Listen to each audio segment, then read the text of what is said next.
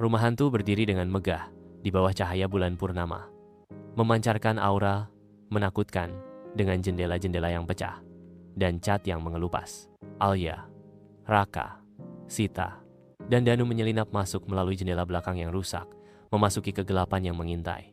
Di dalam villa berhantu yang berdebu, sebuah lukisan tua tergantung miring di dinding. Mata-mata dalam lukisan itu tampak mengikuti setiap gerakan Sita. Sita berbisik dengan nada takut. Seram sekali. Tiba-tiba, suara duk, duk terdengar dari lantai atas, memecah kesunyian villa. Dipandu oleh Center, mereka masuk ke dalam kegelapan. Setiap langkah di tangga yang berderit menggemakan penurunan mereka. Di ujung terowongan, sebuah peti kayu besar menanti, menjanjikan rahasia yang tak terhitung. Namun, saat Danu mengangkat tutupnya, peti itu mengungkapkan bukan emas, melainkan buku-buku tua dan sebuah jurnal. Saat mereka menyelidiki jurnal Profesor Bramanta, terungkaplah kisah tentang eksperimen rahasia dan arwah yang terperangkap. Center berkedip-kedip, menciptakan bayangan panjang yang menari-nari. Saat sebuah suara bergema, "Tolong, selamatkan aku." Suara-suara aneh meletus, memperkuat kesan kehadiran yang tak terlihat dan kengerian yang mengerikan. Dengan membaca mantra terakhir dan buku-buku yang tersusun, roh itu menemukan jalannya kembali ke alamnya. Villa berhantu itu perlahan menjadi tenang. Udara dingin menghilang menjadi ketiadaan. 3 bulan kemudian, villa berhantu dibuka kembali sebagai museum lembah seruni yang semarak dan penuh cahaya. Kurator museum menyambut Alia, Raka, Sita, dan Danu yang terpukau melihat banyaknya pengunjung berdatangan untuk menjelajahi masa lalu villa yang penuh sejarah. Para siswa dan peneliti berkerumun di sekitar pameran. Wajah mereka bersinar dengan rasa ingin tahu saat mereka menyelami misteri villa tersebut. Bayangan ketakutan telah hilang. Sebagai gantinya, Museum Lembah Seruni berdiri sebagai suara pengetahuan. Alia, Raka, Sita, dan Danu berkumpul di sekitar cermin yang baru ditemukan dengan bingkai emas. Sita berbicara dengan nada khawatir dalam suaranya. "Teman-teman, aku merasa ada sesuatu yang aneh. Ketika aku melihat ke cermin tadi, aku melihat diriku tersenyum. Padahal, aku tidak sedang tersenyum."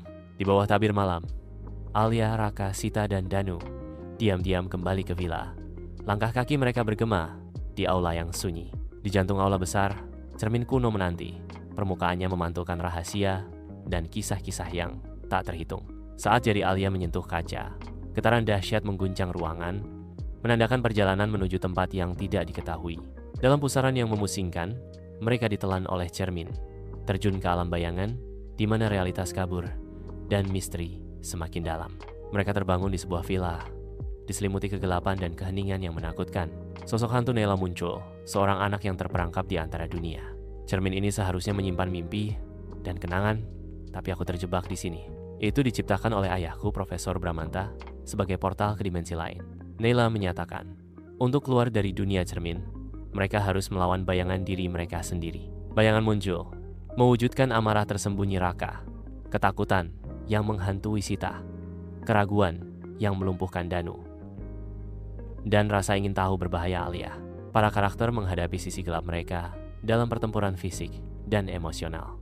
Bersama-sama, Alia, Raka, Sita, dan Danu menaklukkan iblis batin mereka, membanjiri dunia cermin dengan cahaya dan harapan. Portal itu berkilauan kembali, sebuah suara kebebasan bagi Nela yang muncul, tersenyum setelah bertahun-tahun dalam kegelapan. Mandi dalam cahaya yang bersinar, Nela menghilang ke dalam cahaya. Kesedihannya selama puluhan tahun akhirnya terangkat. Alia, Raka, Sita, dan Danu kembali ke Museum Lembah Seruni. Tubuh mereka gemetar karena kelelahan. Cermin itu sekarang biasa saja, memantulkan kembali bayangan mereka. Mereka bertukar pandang, pemahaman terukir di wajah mereka. Mereka menghadapi ketakutan mereka. Mereka menjadi lebih kuat. Raka menerima surat misterius. Kebingungannya semakin dalam saat dia membaca tentang ruangan ketujuh. Dia memberikan surat misterius itu kepada Danu, Alia, dan Sita. Ekspresi mereka mencerminkan ekspresinya sendiri. Keempat sahabat itu dengan diam-diam kembali ke villa. Bayangan mereka memanjang di belakang mereka. Dipandu oleh cetak biru kuno, mereka menemukan rak buku tersembunyi di perpustakaan pribadi Prof. Bramanta. Dengan dorongan yang menentukan, rak buku itu menyerah, menampakkan tangga sempit yang menuju ke ruang bawah tanah. Mereka turun ke ruang bawah tanah yang gelap, sebuah dunia kacau yang penuh dengan mesin-mesin kuno dan botol-botol kimia yang penuh teka-teki, di mana jarum jam berputar mundur. Di tengah kekacauan, sebuah papan tulis mengungkap misi putus asa Prof. Bramanta. Proyek 7, mesin pengulang waktu. Untuk menyelamatkan Nayla, Raka menemukan sebuah tombol berlabel ulangi semuanya. Mereka kembali ke masa lalu, menyaksikan hari terakhir sebelum villa itu terbakar, sebuah adegan harapan masa muda dan tragedi yang akan datang. Prof. Bramanta yang masih muda, berpacu dengan waktu, berusaha menyelamatkan Nayla muda dari kobaran api yang mendekat. Bersama-sama, mereka bersatu untuk menentang takdir. Upaya gabungan mereka berhasil menyelamatkan Nayla dari kobaran api sebelum melahap segalanya. Kembali ke masa kini, villa itu memancarkan kehidupan, tidak tersentuh oleh api.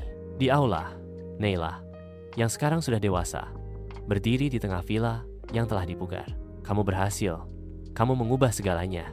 Tetapi, setiap perubahan memiliki konsekuensi. Villa mulai bergetar saat langit di luar berubah menjadi merah mengerikan.